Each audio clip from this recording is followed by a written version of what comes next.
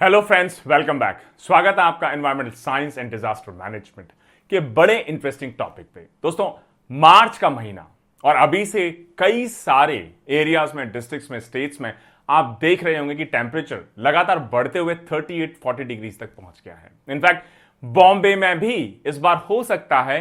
Historically पहली बार heat wave का experience सामना करना पड़ रहा हो। तो आज का जो टॉपिक है उसमें हम बात करेंगे कि मार्च में जो ये इतनी बड़ी हीट वेव पूरा कंट्री, पूरा इंडिया और इनफैक्ट इंडिया ही नहीं, अंटार्कटिका जैसे जो हमेशा से फ्रोजन एरियाज होते हैं साउथ पोल के पास में, वहां पर भी जो टेम्परेचर्स हैं 40 से 50 डिग्री ज्यादा देखे जा रहे हैं नॉर्मल एवरेज टेम्परेचर्स के मुकाबले। क्या है पूरी सिचुएशन, पूरा फिनोमेना और कौन रिस्पॉन्सिबल है? क्या वो फैक्टर्स हैं जिसकी वजह से इतनी ज्यादा गर्मी या इतना ज्यादा टेम्परेचर इंडिया में, चाहे वो साउथ इंडिया हो, सेंट्रल इंडिया हो, चाहे वो नॉर्थ वेस्ट इंडिया हो, नॉर्थ इंडिया हो, सभी जगह देखा जा रहा है। दोस्तों, किसी भी लेक्चर वीडियो के रिसोर्स के लिए डिस्क्रिप्शन सेक्शन, पहला लिंक इंग्लिश में पीपीटी, सेकंड लिंक हिंदी में, और आप टेलीग्राम चैनल भी हमारा ज्वाइन कर सकते हैं। सबसे पहले टॉपिक न्यूज में क्यों बना रहा, हाल ही में न्यू दिल्ली में जो एवरेज टेम्परेचर है डे का मार्च में वो 38 डिग्री से भी ज्यादा रिकॉर्ड किया गया और आईएमडी के हिसाब से यह नेशनल कैपिटल का सबसे हॉटेस्ट गर्म मार्च भी कहा जा सकता है। सिमिलरली सिर्फ न्यू दिल्ली ही नहीं, जम्मू एंड उत्तराखंड भी आप देख लीजिए, वो भी लगातार हीट वेव्स को एक्सपीरियंस करती चली जा रही हैं पिछले कुछ हफ्तों से। सेम सिचुएशन राजस्थान में मेजर हीट वेव्स के थ्रू वहां के इंडिविजुअल्स को, हाउस को, वहां की पॉपुलेशन को बड़ी मुश्किलों का सामना करना पड़ा चला जा रहा है। अब क्वेश्चन ये आ जाता है कि क्या वो रीजंस हैं जिसकी वजह से नॉर्थ और नॉर्थ वेस्ट इंडिया खास तौर पर इतनी ज्यादा गर्मी विटनेस कर रहा है मार्च के महीने में, और मैं कहूंगा अभी तो मार्च खत्म भी नहीं हुआ है। थोड़ा सा टेक्निकल डिस्कशन हो जाए कि जो हीट वेव्स हैं, क्या क्लाइमेटोलॉजी है इनके पीछे। जैसे ही विंटर सीजन खत्म होता है, मतलब ठंड खत्म होती है, सर्दियां खत्म होती हैं और हम ट्रांजिशन करना शुरू कर देते हैं स्प्रिंग की तरफ, तो सन मूव होना शुरू हो जाता है नॉर्थ वर्ड, मतलब नॉर्थ की तरफ। और उसकी वजह से ये जो सन का मूवमेंट है नॉर्थ की तरफ विंटर सॉलिस्टिस के बाद, इसकी वजह से इंडिया में लगातार टेम्परेचर राइज होना शुरू हो जाता है। सबसे पहले ये टेम्परेचर राइज विटनेस होता है सदर्न पार्ट्स ऑफ इंडिया में, उसके बाद सेंट्रल इंडिया में एंड फाइनली नॉर्दर्न इंडिया में। और इस कारण ही मार्च को अगर आप सही मायने में देखें तो इंडिया के समर सीजन या गर्मी के सीजन की शुरुआत माना जाता है। मार्च के महीने में जो मैक्सिमम हीटिंग जोन है वो रफली जो सेंट्रल इंडियन रीजन्स हैं, खासतौर से उड़ीसा और गुजरात, इसके बीच में रन करते हैं। और जैसे जैसे मार्च खत्म होता चला जाता है ये हॉटर कंडीशंस और ज्यादा इंटेंस होती चली जाती हैं। अगर आप इंडियन मेट्रोलॉजिकल डिपार्टमेंट आईएमडी की बात माने तो उनके हिसाब से जो मैक्सिमम टेम्परेचर पीक है खासतौर से अप्रैल और मई के मंथ में, तो उसको आप कुछ कोर हीट वेव जोन्स में डिवाइड कर सकते हैं। और ये जो कोर हीट वेव जोन है खासतौर से अप्रैल और मई के मंथ में, ये रन करेगा राजस्थान, पंजाब, हरियाणा, चंडीगढ़, दिल्ली, वेस्ट मध्य प्रदेश, उत्तर प्रदेश, छत्तीसगढ़, ओडिशा, विदर्भा, महाराष्ट्र में एंड कुछ पार्ट्स गैंगेटिक वेस्ट बंगाल के, और जो कोस्टल आंध्र प्रदेश है और तेलंगाना, इन सभी स्टेट्स में जो हॉट विंड्स हैं जो ब्लो करती हैं, जो नॉर्थ वेस्ट इंडिया मतलब राजस्थान का बेसिकली डेजर्ट है, वहां से ये भी जो मार्च से स्टार्ट होकर अप्रैल में बिल्ड होता हुआ मई में और ज्यादा बढ़ता हुआ गर्मी है, टेम्परेचर है, इसमें और ज्यादा तेजी लाती हैं, खासतौर से जो सेंट्रल इंडियन रीजन्स हैं उनमें।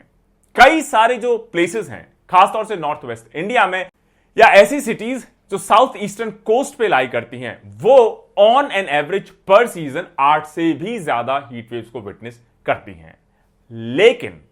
कुछ ऐसे एरियाज हैं जैसे कि एक्सट्रीम नॉर्थ या नॉर्थ ईस्ट या साउथ वेस्टर्न इंडिया, ये जनरली हीट वेव्स को एक्सपीरियंस नहीं करती हैं। तो इस बार फिर क्या डिफरेंट है, क्या है ये मार्च की हीट वेव? इस बार की जो मार्च की हीट वेव है इसको बहुत अलग समझा जा रहा है, अनयूजुअली लार्ज, मोर इंटेंस समझा जा रहा है। इसका जो ज्योग्राफिकल एक्सपेंस है कि किन किन एरियाज में स्प्रेड या एक्सपीरियंस मार्च की हीट वेव की जा रही है, यह भी पिछले रेगुलर ट्रेंड के मुकाबले कहीं ज्यादा वास्ट माना जा रहा है। नॉर्दर्न इंडिया हो चाहे नॉर्थ वेस्ट इंडिया हो, जिसमें चाहे जम्मू एंड कश्मीर हो, कच्छ हो, सौराष्ट्र हो, राजस्थान हो, एमपी हो, उत्तराखंड हो, पिछले कई वीक से लगातार मेजर हीट वेव को एक्सपीरियंस कर रहे हैं। तो इतने बड़े एरिया में पहली बार हीट वेव को देखा जा रहा है। इसके अलावा जो इसका स्पेल है कि कितने दिन के लिए आप इस हीट वेव को एक्सपीरियंस कर रहे हैं, वो भी एवरेज ड्यूरेशन के मुकाबले कहीं ज्यादा लंबा देखा जा रहा है। बाद में यही हीट वेव गुजरात में, नदन महाराष्ट्र में और उड़ीसा में भी एक्सटेंड होती हुई देखी गई। पिछले कुछ दिनों में जो सदर्ली विंड है गुजरात से, साउथ पाकिस्तान से, वो भी हीट को कैरी करके जो राजस्थान है, खासतौर से सदर्न और साउथ वेस्ट राजस्थान, वहां पर इस हीट वेव को और ज्यादा इंटेंसिफाई करती हुई देखी गई है। एक बड़ा रीजन इस बात को भी माना जा रहा है कि इस बार जो वेस्टर्न डिस्टर्बेंसेस होते हैं, जो कोल्डर विंड्स को लेके आते हैं, खासतौर से नॉर्थ वेस्टर्न इंडिया से स्प्रेड होना सेंट्रल इंडिया की तरफ, वो इस बार मिसिंग देखे गए हैं।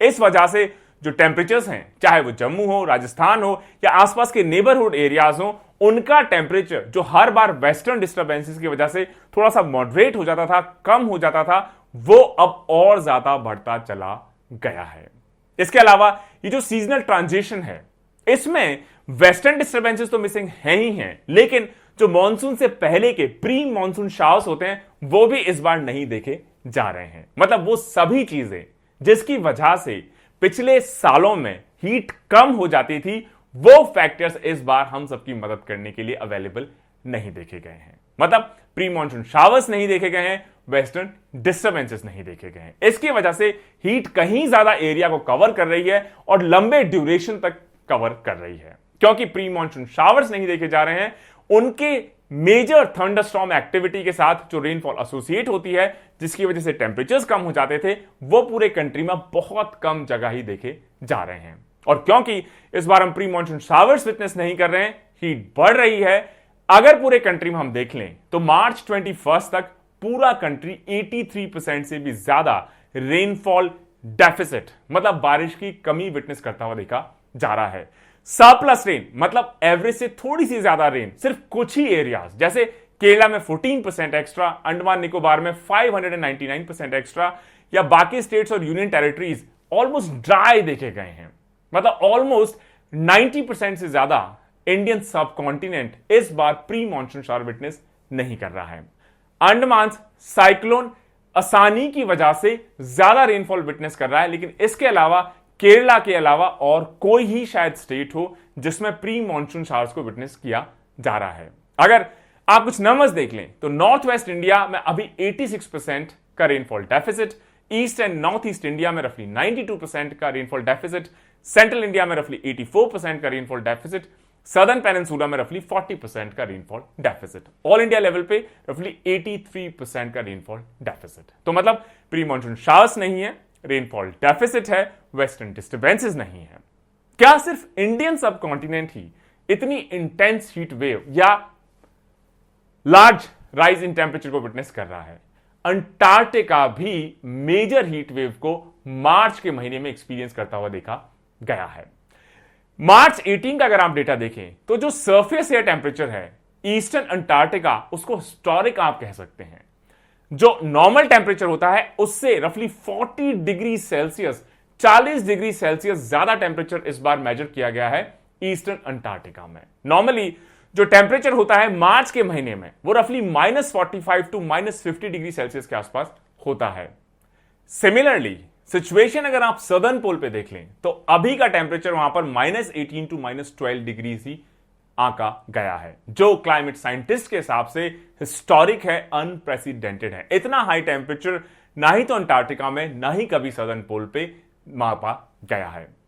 कॉन्कोर्डिया जो कि रफली 1600 किलोमीटर दूर है अंटार्कटिका प्लेटो में, ज्योग्राफिक साउथ से, उसका टेम्परेचर रफली जो एवरेज नॉर्मल टेम्परेचर होता है मार्च के महीने में उससे 50 डिग्री ज्यादा देखा गया है। और इसका मेन रीजन माना जा रहा है कि जो वार्म वेस्टर्ली विंड्स हैं वो सदर्न ओशन को पास करते हुए इस बार अंटार्कटिका के जो इंटीरियर पार्ट्स हैं वहां पर भी एंटर कर चुके हैं। तो दोस्तों ये कुछ रीजंस रहे कि क्या है मार्च की हीट वेव, कैसे टेम्परेचर राइज होना शुरू हो जाता है फ्रॉम ज्योग्राफी स्टैंड पॉइंट, इसके अलावा इन्वायरमेंटल साइंस या disaster management point of view से इसको देखें तो अगर हीट वेव है तो प्रॉब्लम क्या है? एक तो ऑब्वियसली गर्मी लगेगी, लेकिन इसके अलावा बहुत सारे और भी इश्यूज हो सकते हैं। और लास्ट पार्ट ऑफ डिस्कशन होगा कि किस तरीके से क्या करके इन हीट वेव्स या ऐसे डिजास्टर्स को हम इफेक्टिवली मैनेज कर सकते हैं।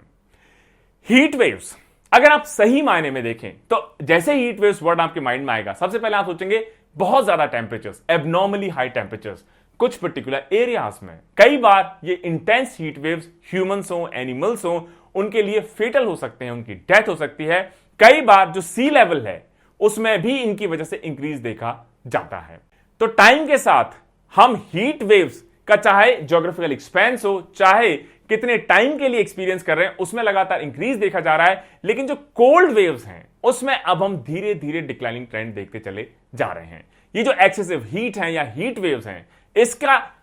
मेजर नेगेटिव इंपैक्ट अगर आप सही मायने में देखें तो ऐसे लोगों पे, ऐसे सेक्शंस पे, ऐसी पॉपुलेशन पे जैसे हमारे डेली लेबरर्स, जैसे हमारे फार्मर्स, हमारे ट्रेडर्स, हमारे फिशरमैन, हमारे कॉमन पॉपुलेशन पे सबसे ज्यादा देखा जाता है। इस वजह से हीट वेव को समझना तो सिर्फ एक पार्ट ऑफ द इक्वेशन है। जो सेकंड पार्ट है कि जो हमारी लार्ज पॉपुलेशन है जो नेगेटिवली इंपैक्ट होती है ऐसे इवेंट्स की वजह से, उनको हम कैसे प्रोटेक्ट करेंगे। नंबर्स और ग्राफ्स आप कमरे में बैठ के बहुत सारे देख सकते हैं इस क्लाइमेट क्राइसिस के बारे में, लेकिन जो ह्यूमन एक्सपीरियंस है खासतौर से इस हीट वेव की वजह से, हो सकता है जिनकी क्रॉप चौपट हो जाए, हो सकता है फेटिलिटी जिनको एक्सपीरियंस करनी पड़ जाए, हो सकता है जिनका ट्रेड बर्बाद हो जाए, हो सकता है हमारे जो डेली लेबरर्स हैं उनका जो एम्प्लॉयमेंट है वो नेगेटिवली इंपैक्ट हो। हमें इन सबको प्रोटेक्ट करने की सबसे पहले जरूरत होगी, फिर चाहे आप पॉलिसी मेकर्स हो, चाहे आप क्लाइमेट एक्सपर्ट हो। और अगर जो आईपीसीसी की AR2 है, IPCC inter governmental panel on climate change, उसकी वर्किंग ग्रुप की जो सेकंड रिपोर्ट है जिसका नाम है इंपैक्ट्स, अडेप्टेशन एंड वल्नरेबिलिटी, उन्होंने भी कहा है कि हीट के जो एक्सट्रीम इवेंट्स हैं इसकी वजह से ह्यूमन डेथ हो सकती है, मोबिलिटी भी हो सकती है। इसके अलावा यह भी कहा गया है कि जो रियल फॉल आउट होगा हीट वेव्स का, यह कहीं ज्यादा कॉम्प्लेक्स हो सकता है अभी जो हमारी अंडरस्टैंडिंग है उसके मुकाबले। फॉर एग्जांपल यह भी हो सकता है कि हीट और ड्रॉट के इवेंट्स कहीं ज्यादा इंटेंस होते चले जाएं, ज्यादा एरिया को कवर करने लग जाएं, लॉन्ग पीरियड्स ऑफ ड्यूरेशन को कवर करने लग जाएं, तो इसकी वजह से हो सकता है हमारी जो क्रॉप प्रोडक्शन हो या जो हमारी ट्री मोर्टेलिटी हो वो लगातार नेगेटिवली इंपैक्ट होती चली जाए। इसके अलावा आईपीसीसी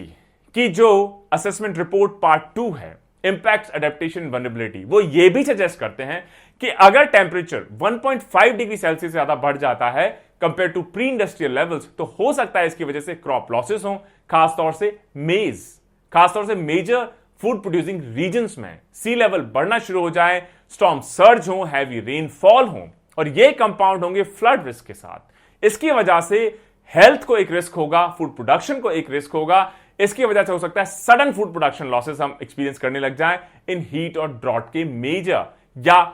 कहीं ज्यादा इंटेंस इवेंट्स की वजह से। और यह सब और ज्यादा एक्सेसरबेट हो सकता है heat induced labour productivity losses, क्योंकि गर्मी होगी तो लेबर फोर्स पार्टिसिपेशन कम होता चला जाएगा, प्रोडक्टिविटी आपकी अपने आप कम हो जाएगी। और इन सारे इंटरैक्टिंग इवेंट्स की वजह से हो सकता है फूड प्राइसेस बढ़ने लग जाएं, हाउस होल्ड इनकम्स कम हो जाएं, मेल न्यूट्रिशन बढ़ने लग जाए, क्लाइमेट रिलेटेड डेथ्स फिर से हम ज्यादा विटनेस करने लग जाएं, और यह सबसे ज्यादा इंपैक्ट विटनेस करेंगे ट्रॉपिकल रीजन्स, जिसमें इंडिया भी लाए करता है। ये ऑब्जर्वेशंस हैं आईपीसीसी की वर्किंग ग्रुप की रिपोर्ट नंबर 2 में। इस वजह से जो गवर्नमेंट है उनको एक क्लियर पॉलिसी लानी होगी कि किस तरीके से ऐसे सेक्शंस को, ऐसे सेक्टर्स को जिनके ऊपर सबसे ज्यादा इंपैक्ट हो सकता है एक्सट्रीम हीट इवेंट्स का या इन जनरल एक्सट्रीम इवेंट्स का, चाहे वो ड्रॉट हो, चाहे वो कोल्ड वेव हो, चाहे वो हीट हो, इन सब की वजह से जिन डिफरेंट सेक्टर्स को, पार्ट्स को, इंडिविजुअल्स को, सेक्शंस को सबसे ज्यादा नुकसान हो, उनको हम कैसे प्रोटेक्ट कर पाए। हो सकता है आप वाटर कियोस्क लगा दें, हो सकता है आप कूलिंग शेल्टर्स जनरेट कर दें, हो सकता है आप जो आउटडोर वर्क आवर्स हैं उनको स्टेज कर दें, स्टैगर्ड कर दें, हो सकता है आप कूल रूफ लगा दें बिल्डिंग्स के लिए, या कुछ ऐसी चीजें करें जिससे इमीडिएट रिलीफ हम पहुंचा सकें। अगर आप एक इंटरेस्टिंग रिपोर्ट देखेंगे 2020 की Lancet countdown on health and climate change, तो उनके हिसाब से 3 कंट्रीज, और तीनों कंट्रीज इंडियन सब कॉन्टिनेंट के हमारे दोस्त, इंडिया, बांग्लादेश एंड पाकिस्तान, इनका अगर आप प्रोडक्टिविटी लॉसेस देखें या लॉस ऑफ वर्किंग आवर्स देखें 2022 में हीट एक्सपोजर की वजह से, तो इन 3 कंट्रीज ने ग्लोबली मतलब वर्ल्ड में सबसे ज्यादा अपनी प्रोडक्टिविटी को, अपने वर्किंग आवर्स को कम होते हुए देखा है सिर्फ हीट की वजह से। और ऐसे इश्यूज को रिजॉल्व करवाने की डायरेक्शन में इंडिया के एक शहर ने बड़ा इंपॉर्टेंट स्टेप लिया है, और यह लिया है अहमदाबाद में, गुजरात में, जिन्होंने अपना अहमदाबाद हीट एक्शन प्लान लागू करना शुरू किया, खासतौर से ऐसे वनरेबल रीजन्स में जहां पर हीट की वजह से सबसे ज्यादा नुकसान उठाना पड़ा हो। अहमदाबाद ने 2013 में पहली बार अपना खुद का एक हीट एक्शन प्लान जनरेट किया, रोल आउट किया, और ऐसा माना जाता है, अगर आप Indian institute of public health Gujarat की बात माने, तो 2013 के इस heat action plan of Gujarat या अहमदाबाद के बाद से वहां पे जो मोर्टेलिटी है हीट की वजह से, उसमें 30 से 40% की कमी देखी गई है। इसके अलावा कोई भी हमारा इंफ्रास्ट्रक्चर प्रोजेक्ट हो, उसमें हमें इस बात को भी देखना होगा कि कहीं इस इंफ्रास्ट्रक्चर प्रोजेक्ट की वजह से ट्रीज का या फॉरेस्ट का नुकसान तो नहीं हो रहा, क्योंकि इस नुकसान की वजह से इवेंचुअली वो एक्सट्रीम क्लाइमेट इवेंट्स में कन्वर्ट होना शुरू हो जाएंगे। इसके अलावा हमें एक इमरजेंसी प्लान भी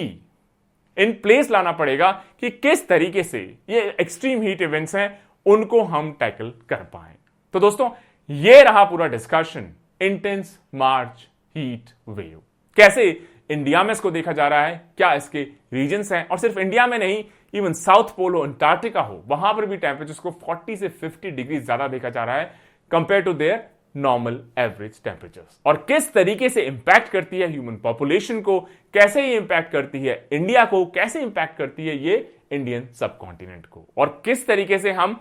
क्या एक्शन प्लान, जैसे कि अहमदाबाद ने एक डायरेक्शन दिखाया 2013 से, ऐसे एक्शन प्लान क्यों ना हम हर स्टेट के लिए, हर डिस्ट्रिक्ट के लिए, हर एरिया के लिए डेवलप करना शुरू कर दें, रोल आउट करना शुरू कर दें, ताकि इस इंपैक्ट को हम कम कर सकें, मोर्टेलिटीज को, डेथ्स को कम कर सकें, प्रोडक्टिविटी का जो लॉस होता है उसको भी हम मिनिमाइज कर सकें। Stay tuned. जय हिंद, जय भारत।